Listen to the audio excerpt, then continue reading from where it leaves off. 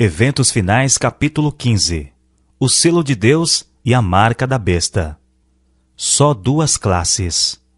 Só poderá haver duas classes. Cada participante é assinalado distintamente, ou com o selo do Deus vivo, ou com o sinal da besta ou de sua imagem. No grande conflito entre a fé e a descrença, todo mundo cristão estará envolvido. Todos tomarão partido. Aparentemente, alguns talvez não se engajem de um lado ou outro do conflito. Talvez não pareçam tomar partido contra a verdade, mas não se porão audazmente em campo a favor de Cristo, com receio de perder propriedades ou sofrer opróbrio. Todos esses serão incluídos entre os inimigos de Cristo. Ao nos aproximarmos do tempo do fim, a distinção entre os filhos da luz e os filhos das trevas será cada vez mais clara. Eles estarão cada vez mais em desacordo. Esta diferença é expressa nas palavras de Cristo: nascer de novo. Criados novamente em Cristo, mortos para o mundo e vivos para Deus. São estas as paredes de separação que dividem o celestial do terreno e descrevem a diferença entre os que pertencem ao mundo e os que são escolhidos do meio dele, os quais são eleitos e preciosos à vista de Deus. Membros da família são separados. Os que têm sido membros da mesma família são separados. Sobre os justos é colocado um sinal. Eles serão meus, diz o Senhor dos Exércitos, naquele dia que farei serão para mim particular tesouro. Poupá-los-ei como um homem poupa a seu filho que o serve. Os que forem obedientes aos mandamentos de Deus unir-se-ão com um grupo de santos na luz, entrarão na cidade pelas portas e terão direito à árvore da vida. Esse será tomado. Seu nome permanecerá no livro da vida, ao passo que os que com ele se associam terão a marca da eterna separação de Deus. Julgados pela luz que recebemos. Muitos que não tiveram o privilégio que nós tivemos entrarão no céu antes dos que tiveram grande luz, mas não andaram nela. Muitos viveram de acordo com a melhor luz que tiveram e serão julgados em conformidade com isso. Todos terão de esperar pelo tempo designado, até que as advertências tenham ido a todas as partes do mundo, até que suficiente luz e evidências tenham sido dadas a cada pessoa. Alguns terão menos luz que outros, mas cada um será julgado de acordo com a luz recebida. Foi-nos concedida grande luz a respeito da lei de Deus. Esta lei é o padrão do caráter. Requer-se agora que o homem viva de acordo com ela, e seremos julgados por essa lei no último grande dia. Nesse dia, os homens serão tratados segundo a luz que receberam. Os que tiveram grande luz e a desprezaram encontram-se em pior situação do que aqueles a quem não foram concedidas tantas vantagens. Eles exaltam a si mesmos, mas não ao Senhor. A punição imposta aos seres humanos será, em todos os casos, proporcional à desonra que eles causaram a Deus. Cada qual receberá esclarecimento bastante para fazer inteligentemente a sua decisão. Não há desculpa para cegueira voluntária. Ninguém será condenado por não fazer caso da luz e do conhecimento que nunca teve e não pôde obter. Muitos, porém, recusam obedecer à verdade que lhes é apresentada pelos embaixadores de Cristo, porque desejam acomodar-se ao padrão do mundo, e a luz que penetrou no seu entendimento, a luz que resplandeceu na alma, condená-los-á no juízo. Os que têm oportunidade de ouvir a verdade, mas não se esforçam para ouvi-la ou compreendê-la, pensando que, se não ouvirem, não serão responsáveis, serão considerados culpados perante Deus, como se a tivessem ouvido e rejeitado. Não haverá desculpa para os que preferem continuar no erro, quando poderiam compreender o que é a verdade. Em seus sofrimentos e morte, Jesus fez expiação por todos os pecados de ignorância, mas não foi tomada nenhuma providência para a cegueira voluntária. Não seremos considerados responsáveis pela luz que não atingiu nossa percepção, mas pela luz a que resistimos e que rejeitamos. Um homem não poderia compreender a verdade que nunca lhe foi apresentada, e não pode, portanto, ser condenado pela luz que nunca teve. A importância da beneficência prática. As decisões do último dia recaem sobre nossa beneficência prática. Cristo reconhece cada ato de beneficência como feito a Ele mesmo. Quando as nações se reunirem diante dele, não haverá senão duas classes, e seu destino eterno será determinado pelo que houverem feito ou negligenciado fazer por ele na pessoa dos pobres e sofredores. Há, entre os gentios, almas que servem a Deus ignorantemente, a quem a luz nunca foi elevada por instrumentos humanos. Todavia, não perecerão. Conquanto ignorantes da lei escrita de Deus, ouviram sua voz a falar-lhes por meio da natureza e fizeram aquilo que a lei requeria. Suas obras testificam que o Espírito Santo lhes tocou o coração e são reconhecidos como filhos de Deus. Quão surpreendidos e jubilosos ficarão os humildes dentre as nações e dentre os pagãos de ouvir dos lábios do Salvador: quando fizestes a um destes meus pequeninos irmãos, a mim o fizestes. Quão alegre ficará o coração do infinito amor quando seus seguidores erguerem para ele o olhar, em surpresa e gozo, ante suas palavras de aprovação. O motivo dá cunho às ações. No dia do juízo, alguns apresentarão esta ou aquela boa ação como pretexto para receberem consideração. Eles dirão: eu montei um negócio para vários jovens, dei dinheiro para fundar hospitais, aliviei as necessidades das viúvas e acolhi os pobres em minha casa. Sim, mas os seus motivos estavam tão contaminados pelo egoísmo que a ação não era agradável à vista do Senhor. Em tudo o que fizeram, o próprio eu foi realçado consideravelmente. É o motivo que imprime cunho às nossas ações, assinalando-as com ignominia ou elevado valor moral. O que é o selo de Deus? Logo que o povo de Deus estiver selado na fronte, não é algum selo ou marca que pode ser visto, mas a consolidação da verdade, tanto intelectual como espiritual, de modo que não possam ser abalados. Logo que o povo de Deus estiver selado e preparado para a sacudidura, ela ocorrerá. Na realidade, já começou.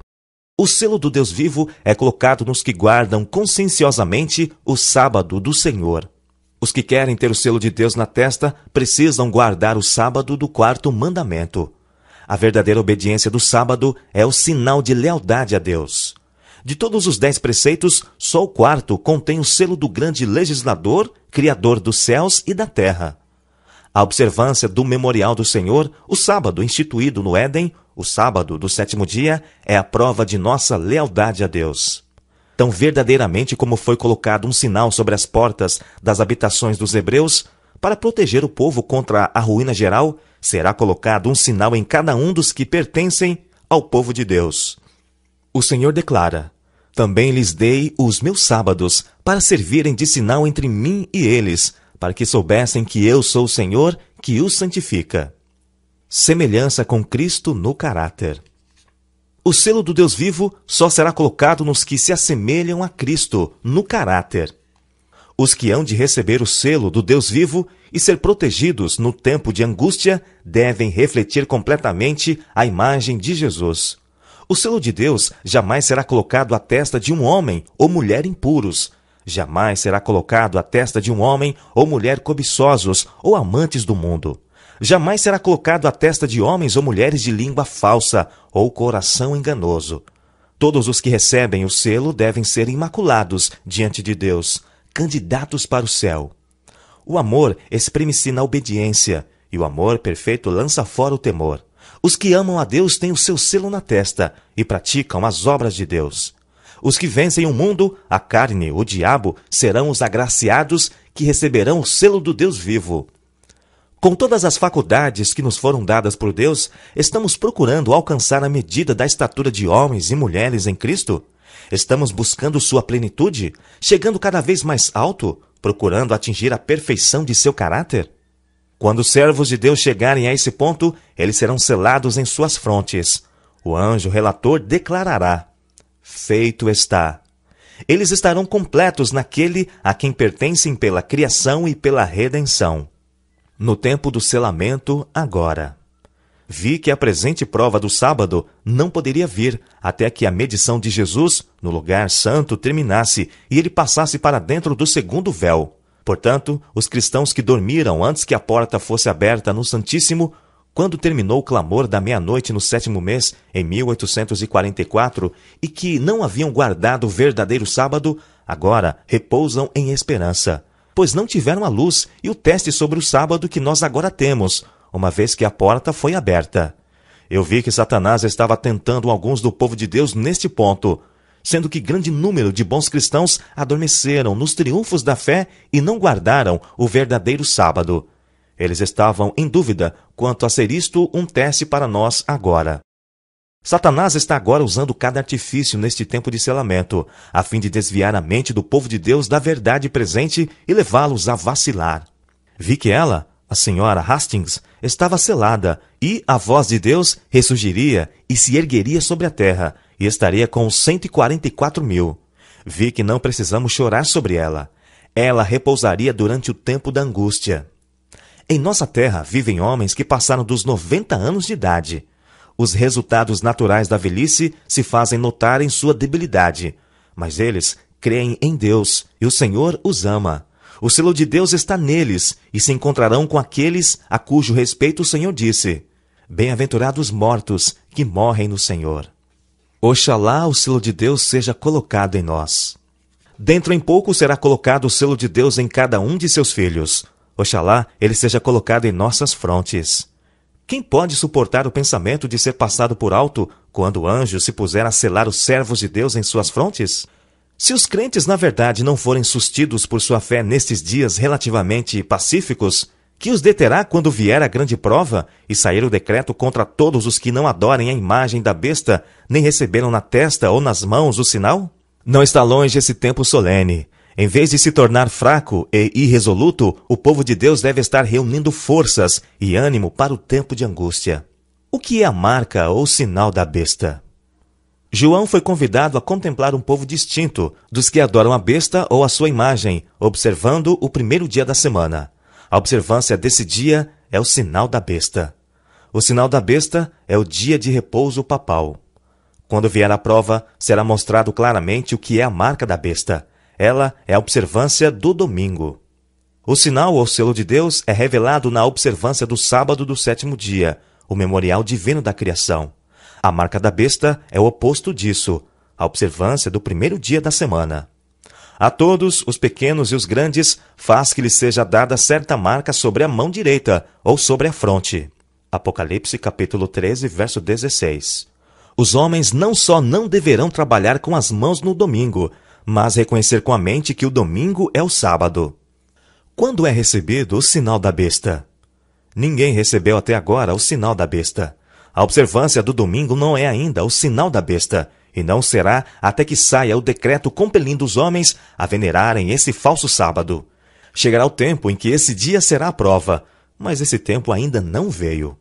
Deus concedeu aos homens o sábado como sinal entre ele e eles, como uma prova da fidelidade deles. Os que na grande crise que está perante nós, depois de receberem iluminação no tocante à lei de Deus, prosseguem desobedecendo e exaltando leis humanas acima da de Deus, receberão o sinal da besta. O sábado será a pedra de toque da lealdade, pois é o ponto da verdade especialmente controvertido. Quando sobrevier aos homens a prova final, traçar-se-á a linha divisória entre os que servem a Deus e os que não servem. Ao passo que a observância do sábado espúrio, em conformidade com a lei do Estado, contrária ao 4º mandamento, será uma declaração de fidelidade ao poder que se acha em oposição a Deus, é a guarda do verdadeiro sábado, em obediência à lei divina, uma prova de lealdade para com o Criador. Ao passo que uma classe, aceitando o sinal de submissão aos poderes terrestres, recebe o sinal da besta, a outra, preferindo o sinal da obediência à autoridade divina, recebe o selo de Deus.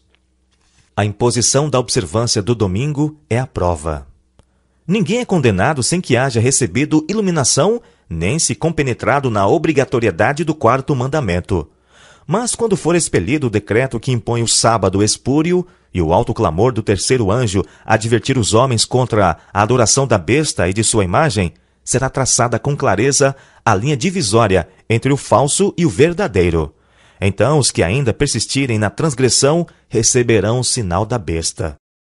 Quando, porém, a observância do domingo for imposta por lei e o mundo for esclarecido relativamente à obrigação do verdadeiro sábado, quem então transgredir o mandamento de Deus para obedecer a um preceito que não tem maior autoridade que a de Roma, honrará desta maneira o papado mais do que a Deus.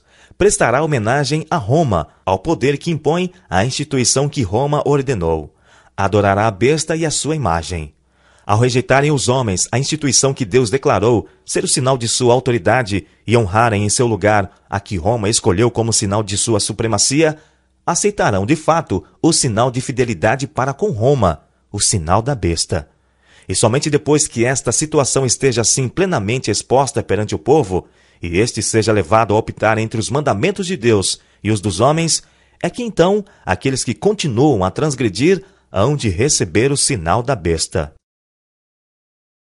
De Deus e os dos homens, é que então aqueles que continuam a transgredir hão de receber o sinal da besta.